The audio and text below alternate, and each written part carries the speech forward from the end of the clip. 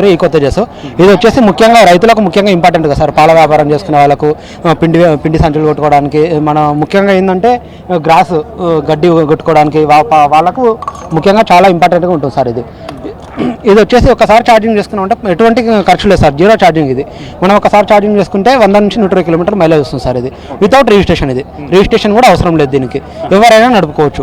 Speed వచ్చేసి 50 speed sir, 50 km/h. ఒకసారి charging చేసుకుంటే 140 కిలోమీటర్లు వస్తుంది.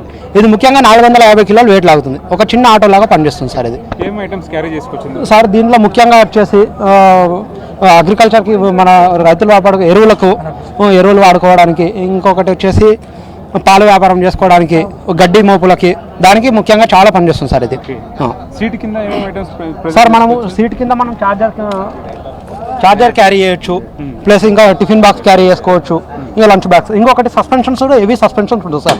450 kgs వెయిట్ క్యారీ చేస్తుంది. సీట్ ఓపెన్ కెపాసిటీ ఉంటుంది, లోడ్ క్లోజింగ్ ఉంటుంది. ఇది విధానం దీనిది. ఇది సేమ్ ఆటో లాగా రివర్స్ సిస్టమ్ కూడా ఉంటుంది సార్ దీంట్లో. ఇది ఆటోమేటిక్ కటింగ్ చార్జర్ సార్. గడ్డి మోపులు కూడా పెట్టుకోవచ్చు సార్, గడ్డి మోపులు కూడా పెట్టుకోవచ్చు. కంపెనీ వచ్చేసి ఈకో తేజస్ సార్. ఇది కాస్ట్ వచ్చేసి ఇప్పుడు 1,35,000 యాక్చువల్ ప్రైస్ సార్. ఇప్పుడు మన రైతులకు రేవంత్ రెడ్డి సర్కార్లో మన రైతుల కోసం 10,000 సబ్సిడీ ఇస్తున్నాం సార్. ఫైనాన్స్ ఫెసిలిటీ కూడా ఉంది మన దగ్గర. 1,25,000 వస్తుంది. మార్కెట్లో ఉంది సార్ ఆల్రెడీ.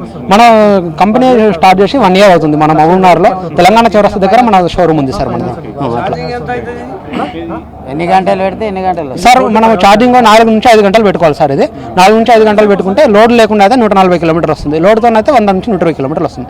4 క్వింటాలు వెయిట్ లాగుతుంది. రివర్స్ సిస్టమ్ ఉంటుంది. ఇవన్నీ చూస్తుంటే మేము రైతులము. ఇంకా ఇది అన్ని బాగానే ఉన్నాయి, అన్ని బాగానే ఉన్నాయి. కనిపిస్తున్నాయి కొత్తగా ఇప్పటివరకు తెలియని విషయాలు. ఇప్పుడు తెలియని విషయాలు ఆడ ఒకటి మందు పంపు ఒకటి, అది చేనులకు వెళ్ళి పోయి కొడుతుందంట. ఇంకా కనీసం ఇట్లకెళ్ళి కొన్ని ఇత్తనాలు ఉన్నాయి.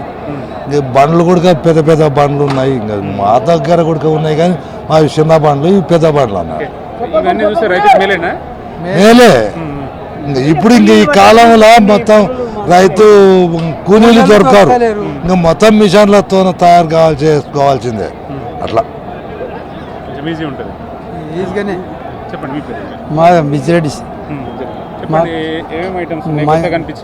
మంచిగానే ఉండే అన్ని. మా రైతుకి అయితే మేలే అవుతుంది చూసుకునికి అయితే. మళ్ళా ఏదైనా తీసుకుందామంటే పైసలు మాతో ఇప్పుడు లేవు. సబ్సిడీ అన్న ఇస్తే ఇలా కొనుగోలు చేసుకున్నాం. ఇంకా నెలకు ఇది కట్టుకుంటానా పోతాం. అందుబట్టి ఇప్పుడు ఇక్కడ కొత్తగా చూసినా అవే ఇంకా మందు కొట్టేటివి. చిన్న ట్రాక్టర్లు ఉన్నాయి, జర పోనీకే కొట్టుకునికే ఒకడొకడు పోయి చేసుకునికే కంది చేనులు ఇవి, దానిలకు పత్తి చేనులకు బాగుంటాయి.